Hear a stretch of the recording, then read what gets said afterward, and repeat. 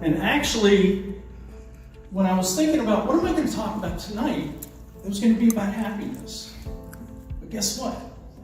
Life changes. And it changes really quickly. When I got in the parking lot, I said, no, I don't want to talk about happiness. It's going to be a part of it. But what I want to talk about is mindset. What's your mindset? Now, let me ask you a question. Who thinks mindset comes from here? Anybody? Right? Well, I got to tell you something. Mindset comes from here. Because it's what's in your heart that is going to change your mind. Because if you keep thinking through your head, you're going to mess yourself up. Trust me, I know about this. Okay, back in 2006, I was told that I had a cerebral hemorrhage and I was going to die that night. Now, I find out next week, I get the test results back to see if I did die. So keep your fingers crossed for me, please. And you know, the thing is that I had a choice. I can either go to my mind and believe what the doctors are going to say, or I'm going to go to my heart and say, guess what, guys? Don't tell my family what I'm going to do. Because what they did was they told my wife, call the family, he's dead tonight. Is that a good thing to hear? Doesn't make you smile, does it? But guess what? Just because they say it doesn't make it real.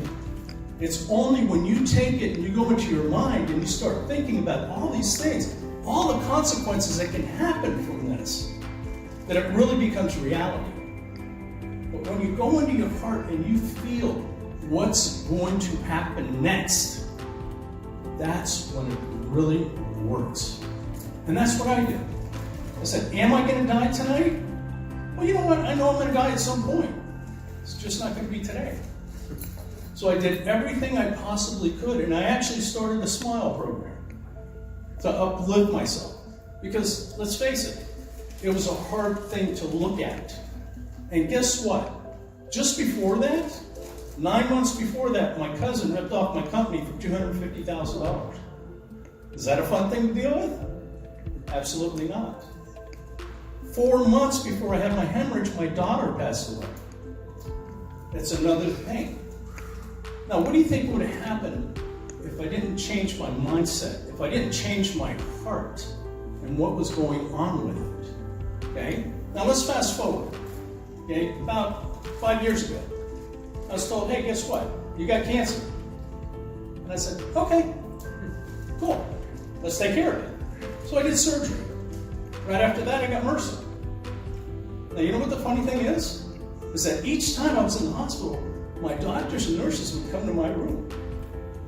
And they would start laughing and playing with me because they knew when they left my room, they were going to be happy. And what did that do for me? It made me happy. Now, fast forward a couple more years. Okay, about 3 years ago, my doctor, I was in the car, I'm driving, and I just gone to the doctor about a week before to get a biopsy done. And my doctor says, hey, Eddie, you got stage 4 colon cancer. And I was like, really? Wow. Okay, let me deal with this, right? And I asked my doctor, I said, listen, don't you usually bring somebody into the office to tell them about this? And they said, yeah. I said, why didn't you do that to me? Guess what her answer was? She said, I knew you could handle it. Okay, so they started talking surgery, they started talking chemotherapy, they started talking radiation. And I told them, I said, listen guys, I'm just not going to do that. I'm going to defeat this holistically. Now, if I would have gone into my brain, what would I have done? I would have done the radiation. I would have done the chemotherapy. I would have done the surgery, but I did not want to go there because my heart said, don't do it. Mindset. How powerful is your mindset? Okay? This thing grew so fast after they did the biopsy that they said, well, we have to eliminate surgery. It's too big. And I said, cool.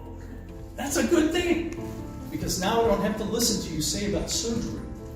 Well, the next things they were telling me, I went to the University of Miami. I was spitting up a little bit of blood. And I brought it in for the doctor to see. Okay? And usually it's not a very good thing, is it? And I just look at it like, hey, I'm letting out the tumor. I'm letting out part of it. So anyway, so I went to him and I showed him what it was, and he said, oh, so you're spitting up blood then. Pretty soon you're gonna spit up a little more blood, and then a little more blood. Next thing you can do is you're gonna bleed out and die. I said, oh, well, I'll try to put some plastic down or something like that so I don't bleed out anywhere, you know, and I don't have to clean up the blood. So isn't that a good thing? And guess what? During that time, he told me 6, 7 times, he says, if you don't do chemo radiation, by the time, you know, I quit talking to you, you better make a decision, or you're gonna die at 60. Well, guess what? My birthday's on Monday. I'll be 62. So, thank you. And do I seem like a guy that's got stage 4 colon cancer? I ask you that. Who here thinks you look like a guy that has stage 4 colon cancer? Why is that? Because there's a little formula that I use every single day that helps me. Okay, would you like to know what that is? Yes. Yeah? Okay, I'm going to put the mic down for a minute, and I'm going to do something, and I just want you to follow what I'm doing. That's it. It's very, very simple. Everybody ready? Yes.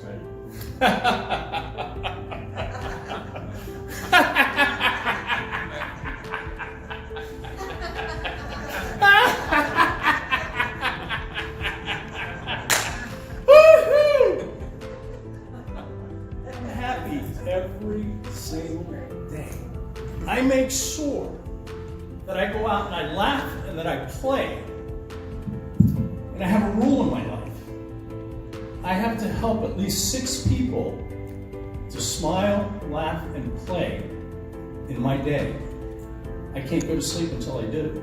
Which means that if I'm at home and I've only got 5, I gotta run out to 7-Eleven and get that guy to smile. Get that guy to laugh. Thank you, everybody.